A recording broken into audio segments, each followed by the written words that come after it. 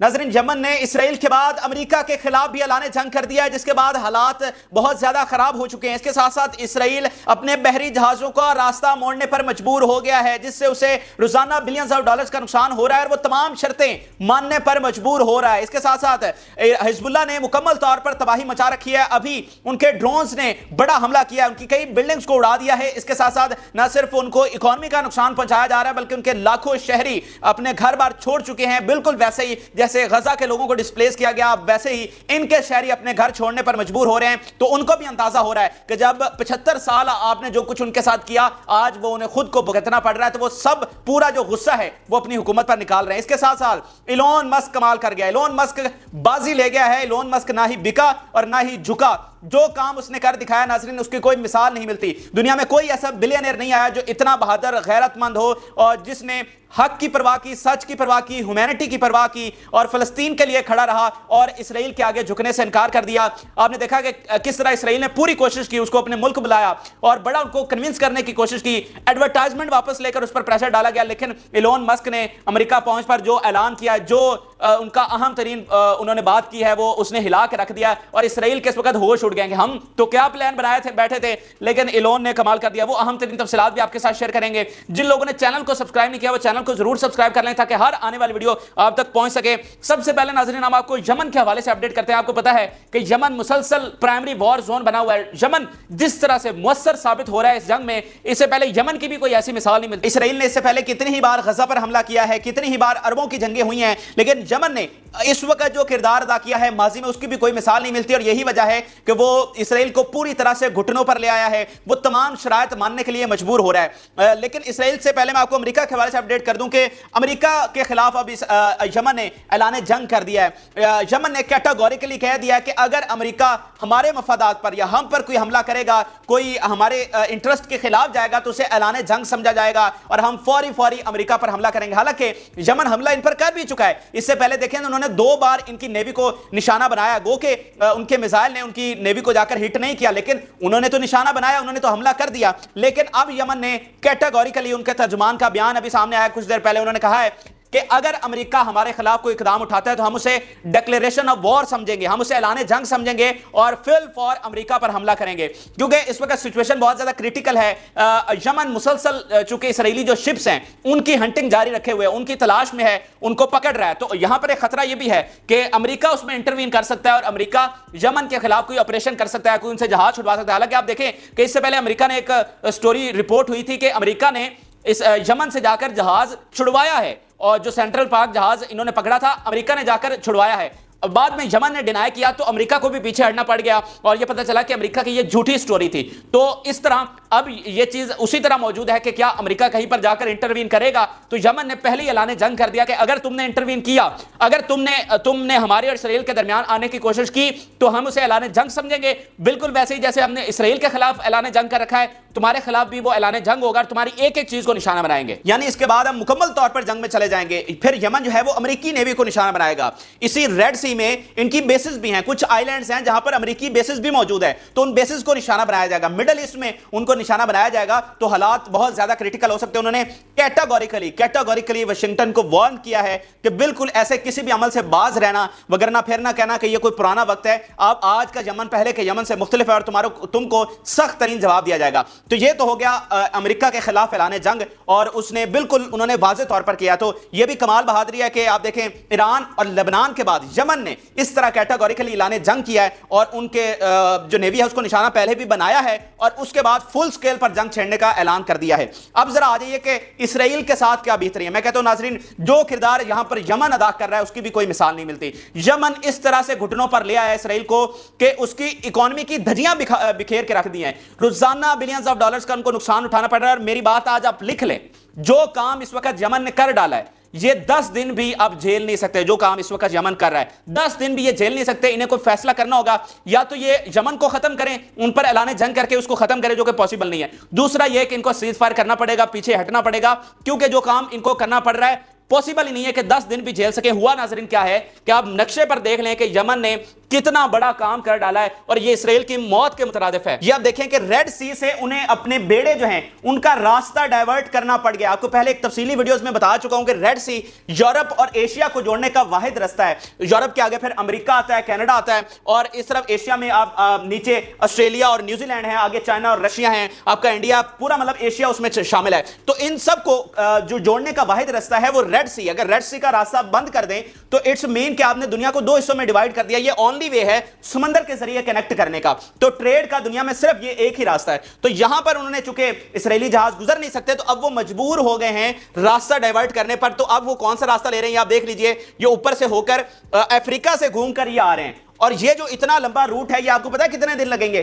30 more days, 30 दिन लगेंगे। ये जो 2 या 3 दिन का सफर था, अब वो 30 डेज में कन्वर्ट हो चुका है। तो ये नाज़रीन उनकी मौत के पूरी तरह मुतरादिफ है। वो इस तरह से कि जो इकोनॉमी आपकी होती है, जो मार्केट होती है, जो सनत होती है, वो पूरी तरह से टाइमिंग पर खड़ी होती है। टाइम ही सबसे ज्यादा इंपॉर्टेंट चीज है, क्योंकि अगर आपकी चीज लेट पहुंच रही है तो उसका किराया बढ़ जाएगा, वो उसका टाइम बढ़ेगा तो कीमत बढ़ जाएगी। जब मिसाल के तौर पर एक चीज 20 रुपए की मिल रही है आपको, वही चीज अचानक आपको 60 रुपए की मिलनी शुरू हो जाए, तो वो वाली चीज छोड़कर आप फिर मुतबादल चीज पे चले जाएंगे। तो ये तो उनके पूरी तरह से मार्केट तबाह करने के बराबर है ना, कि इस इतने लंबे रूट के बाद जो चीज मार्केट में जाएगी उसकी कीमत कितनी बड़ी होगी। तो वो पुरानी कीमतें किस तरह से मेंटेन करेंगे? अगर पुरानी मेंटेन नहीं करेंगे तो उनकी प्रोडक्ट्स कोई खरीदने वाला नहीं है। तो ये तो इसराइल तो पूरा अपनी मल्टीनेशनल कंपनीज पर खड़ा हुआ है। और इसराइल की पावर ही क्या है? उसकी सिर्फ मल्टीनेशनल कंपनीज ही तो उसकी पावर है। जब उनकी कीमतें बढ़ेंगी और उनकी कोई प्रोडक्ट नहीं खरीदेगा तो इसराइल का बनेगा क्या? तो इसलिए मैं आपसे कह रहा हूं कि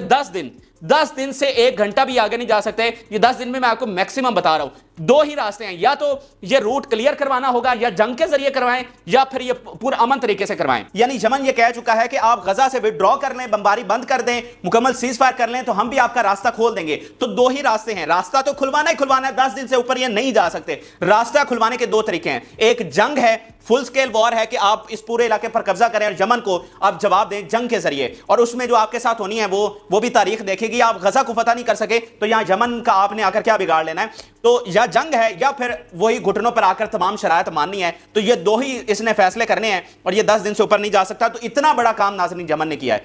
यानी आपका हिजबुल्लाह है वो हमले मुसलसल कर रहा है, वो जो नुकसान पहुंचा रहा है उसकी अपनी अहमियत है, वो आगे चलकर आपको बताते हैं। लेकिन यमन जो कर रहा है ना, वो सब चीजों से बालातर है। यमन का जो नुकसान है वो इसराइल नहीं झेल सकता। उसकी पूरी मईशत, पूरी दुनिया में उसकी जो इकॉनमी है, पूरी जो दुनिया में मार्केट है, तबाह बर्बाद होकर रह जाएगी। उसकी मल्टीनेशनल कंपनीज इस नुकसान को बिल्कुल नहीं झेल सकती। तो ये अहम तरीन काम इस वक्त यमन ने किया। एक तरफ अमेरिका से ऐलान जंग कर दिया, यानी आप देखें ना कि वो कहते हैं कि अगर अमेरिका आएगा ये रूट हमसे क्लियर करवाने के लिए, तो अमेरिका को जवाब देंगे, अमेरिका पर ऐलान जंग है हमारा, तुमको सबक सिखाएंगे। और अगर इसराइल आता है तो उसका साथ तो फिर जो उन्होंने करनी है। सिर्फ ऑप्शन ये है कि पीछे हटो, फलस्तीन को आजाद करो और अपनी जो फौजें हैं वो वापस निकालो।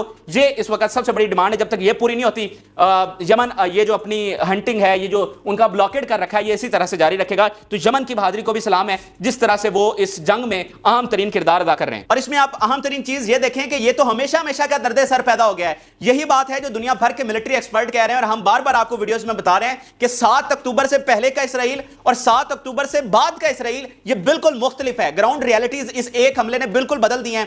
मिडिल ईस्ट की सियासत को बदल दिया है। मिडिल ईस्ट की जो पावर इक्वेशन है उसको पूरी तरह से बदल दिया। यानी इससे पहले आप देखें 75 सालों में इसराइल ने बड़े हमले किए, गजा पर भी हमले किए और वेस्ट बैंक में भी किए, सारा कुछ करता रहा। लेकिन क्या यमन इनका रास्ता बंद किया? बिल्कुल नहीं किया। क्या हिजबुल्लाह ने आकर हमला किया? उस तरह से नहीं किया जितना इंपैक्ट आज वो क्रिएट कर रहे हैं। तो इसका मतलब क्या हुआ? इसका मतलब यह हुआ कि अब जब मिसाल के तौर पर अगर इसराइल ये चालाकी करता है कि वो फिलहाल सीज फायर कर लेता है और 2 महीनों बाद जंग छेड़ देता है, तो भी यह मसला हल नहीं होगा। यमन फिर से आपका रास्ता ब्लॉक करेगा। तो ये तो हमेशा का दर्द सर उनके लिए पैदा हो गया है। अब जब तक कोई फैसला कुन उस पर मुकाम पर हम नहीं पहुंचते, यानी फैसला कुन मुकाम एक ही है, या तो इसराइल अपने तमाम दुश्मनों का खात्मा कर दे, या फिर यह है कि फलस्तीन आजाद हो जाए। और जो दूसरा ऑप्शन है वो इस वक्त सबसे आपको लॉजिकली और प्रैक्टिकली जो ग्राउंड रियलिटी चेंज हुई है उसमें वाज़ेह तौर पर लग रहा है कि फलस्तीन का आजादी होगी तो ही बात आगे चलेगी। और अगर ये जंग इसी तरह से जारी रखता है तो गजा पर कब्जा तो दूर की बात, ये अपनी रियासत भी नहीं बचा सकता। तो ये है 7 अक्टूबर से पहले का इसराइल, 7 अक्टूबर के बाद का इसराइल। ये बिल्कुल इस वक्त हालात मुख्तलिफ हो चुके हैं। अलबत्ता यहां पर एक अहम चीज ये थी कि अगर इन 49 डेज में इसराइल गजा पर कब्जा कर लेता तो फिर जो यमन का ये काम है یا حزب اللہ کا ہے وہ اتنا مؤثر ثابت نہیں ہونا تھا، کیونکہ اس نے اندر سے تو اپنے آپ کو سیکیور کر لینا تھا، تو پھر وہ آپ پر جنگ کر کے آپ کو ختم کر سکتا تھا، یعنی اس کے اندر سے کوئی محاذ نہیں کھلا ہونا تھا، اور اس نے امریکہ بھی اس کے ساتھ ہوتا، کیونکہ یہاں غزہ میں سویلینز کی کیجوالٹیز کا معاملہ ہے، یمن میں تو یہ معاملہ نہیں ہوگا، تو وہاں پر اتحادی امریکہ سب اس کے ساتھ کھڑے ہونے تھے، تو ایک چانس ضرور تھا کہ وہ 49 ڈیز میں غزہ کو ختم کر دیتا، پھر اس کا نہ یمن کچھ بگاڑ سکتا تھا، نہ لبنان کچھ بگاڑ سکتا تھا، نہ ایران، لیکن وہ کر نہیں سکا، اسی لیے اب وہ پوری طرح سے پھنس چکا ہے، ٹریپ ہو چکا ہے، اور اس کے آپشنز بند ہو چکے ہیں۔ اب آپ کو حزب اللہ کے حوالے سے بات کر لیتے ہیں۔ حزب اللہ بھی مسلسل اپنا مؤثر جو کردار ہے ادا کیے ہوئے اپنی ذمہ داری پوری طرح سے نبھا رہا ہے، غزہ میں معاہدہ چل رہا ہے، لیکن حزب اللہ مسلسل اپنے حملے جاری رکھے ہوئے پوری طرح سے بارڈر پر جنگ کا جو سٹیٹس ہے اپنا وہ برقرار رکھے ہوئے، ان کے پورے جو جنگ جو ہیں وہ بارڈر پر تعینات ہیں اور مختلف علاقوں پر حملے کر رہے ہیں، مختلف علاقوں میں انفلٹریٹ کر رہے ہیں، ان کے ڈرونز مسلسل اندر آ رہے ہیں اور حملے کر رہے ہیں۔ ابھی تھوڑی دیر پہلے ایک اہم ترین حملہ جو کیا گیا ہے وہ اپر گلیلی کا مقام ہے، یہاں پر آپ اسرائیلی میڈیا کا خود ثبوت دیکھ لیجئے کہ انفلٹریشن ہوئی ہے ان کے ڈرونز کی، یعنی حزب اللہ کا ڈرون آیا ہے اور اپر گلیلی کا جو مقام ہے یہاں پر حملہ کیا ہے۔ یہ آپ کو پہلے بھی بتا چکا ہوں، یہ ڈسپیوٹڈ ایریاز ہیں، اور ابھی جو چائنا نے ریزولوشن لے کر آیا اس نے بھی کہا ہے کہ یہاں سے یہ اپنا قبضہ واپس کرے، تو اس وقت سیریا اور لبنان پوری یہ پلاننگ کر رہے ہیں کہ یہ گولان ہائٹس ان سے کس طرح سے چھڑوانی ہے، اور کچھ علاقوں میں حزب اللہ اندر آئے بھی ہیں اور انہوں نے انفلٹریشن پچھلے 10-15 دنوں میں کی بھی ہے۔ پھر ایک اور اہم ترین بیان دیکھیے جس میں آپ کو ان کی ناکامی کا منہ بولتا ثبوت ملے گا۔ اسرائیلی میڈیا خود یہ کہہ رہا ہے کہ dozens of building destroyed by rockets fired by حزب اللہ، وہ خود کہہ رہے ہیں کہ اتنی بڑی تعداد میں ان کی عمارتیں تباہ و برباد ہو چکی ہیں جو راکٹس انہوں نے فائر کیے ہیں۔ تو جو کچھ غزہ میں آپ نے کیا ہے، جو بلڈنگز آپ نے وہاں پر گرائی ہیں، تو آپ کو خمیازہ نہیں بھگتنا پڑے گا۔ ہر ظالم، ہر فرعون کا ایک دن آتا ہے، ہر فرعون کے لیے اللہ تعالیٰ نے ایک موسیٰ رکھا ہوا ہے، اور ہر فرعون کو ایک نہ ایک دن اس موسیٰ نے آ کر اس سے بدلے ضرور لینے ہیں اور اس کو اس کے انجام تک ضرور پہنچانا ہے۔ تو اب اس فرعون کو بھی جواب دینے کا وقت آ گیا۔ پھر ان کا ایک اور اہم ترین بیان دیکھیے، یہ ایک ایک سٹیٹمنٹ ان کی جو عبرتناک شکست ہے اس کو بیان کر رہی ہے۔ ان کی انا جو 75 سالوں میں کوئی توڑ نہیں سکا، ایسے تروڑ اور مروڑ کر اس کو رکھا گیا اور اس کو مٹی میں ملایا گیا، اس کی بھی کوئی مثال نہیں ملتی۔ آپ بیان دیکھیے، significant damage and fear in the eyes of the people as Hezbollah return to the border fence۔ وہ کہہ رہے ہیں کہ حزب اللہ کا خوف لوگوں کی آنکھوں میں دیکھا جا سکتا ہے، اسرائیلیوں کی آنکھوں میں حزب اللہ کا خوف دیکھا جا سکتا ہے کہ جب سے وہ فینس پر واپس آئے ہیں۔ یعنی پہلے تو یہ تھا نا کہ حزب اللہ بارڈر کے ساتھ ساتھ ڈپلائے نہیں تھی 7 اکتوبر سے پہلے، یہ 7 اکتوبر کے بعد وہ فینس کے ساتھ آئے اور حملے شروع کیے ہیں، تو اس کا خوف لوگوں کی آنکھوں میں دیکھا جا سکتا ہے۔ تو کوئی کسر ہی نہیں چھوڑی گئی، جس طرح سے ان کو عبرتناک شکست دی گئی ہے اور ان کی انا کو توڑا گیا ہے، ان کے غرور کو توڑا گیا ہے، اس کی بھی کوئی مثال نہیں ملتی، کوئی کسر انہوں نے نہیں چھوڑی۔ اور اب دیکھیے کہ ان کی آنکھوں میں خوف نظر آ رہا ہے، یہ جو خوف، یہ فلسطینی تو کبھی خوفزدہ ان سے ہوئے ہی نہیں، یعنی انہوں نے اتنا جبر کیا، اتنا ظلم کیا، چھوٹے چھوٹے بچوں کو قید رکھا، ان کی خواتین کو اٹھا کر 50 سال سے جیل میں رکھا ہوا ہے، پھر بھی وہ باہر نکلتے ہیں تو اللہ اکبر کی صدائیں لگاتے ہیں اور سجدہ شکر ادا کرتے ہیں، اور ان کے چہرے پر کبھی کوئی خوف نظر نہیں آیا۔ اور یہ دیکھیے صرف تھوڑے سے دنوں کی جنگ سے، اور کوئی مطلب یہ نہیں ہے کہ جو کچھ فلسطین کے ساتھ یہ کرتے رہے وہی حزب اللہ نے ان کے ساتھ کر دیا ہے، اس کے باوجود ان کی آنکھوں میں خوف ہے۔ پھر ایک اور بیان دیکھیے کہ they fired rockets and Israeli interceptor missile exploded in the area، کہ جو ان کے انٹرسیپٹر میزائل تھے اسرائیل کے وہ ان کے اپنے علاقوں میں گر گئے ہیں، یعنی یہ جو ان کا آئرن ڈوم وغیرہ ایئر ڈیفنس ہے وہ بھی پوری طرح سے ایکسپوز ہو رہا ہے۔